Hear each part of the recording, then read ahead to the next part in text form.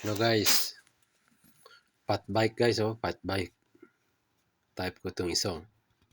Mura lang. Tingnan yung presyo guys. $629. $629.99. Maganda na siya. Lalaki ng mga gulong, oh.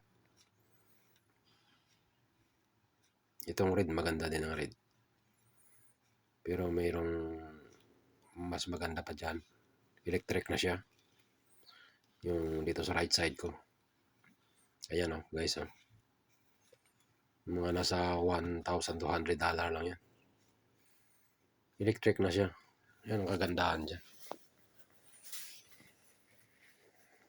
So dito lang yan guys. Dito sa Canada guys. So yan ang ginagawa ko kapag day off ko guys. Naglalakwatsa ba? Gala-gala para malibang.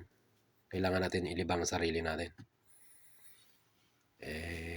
Sa 2 years pa naman na ikaw lang mag-isa eh.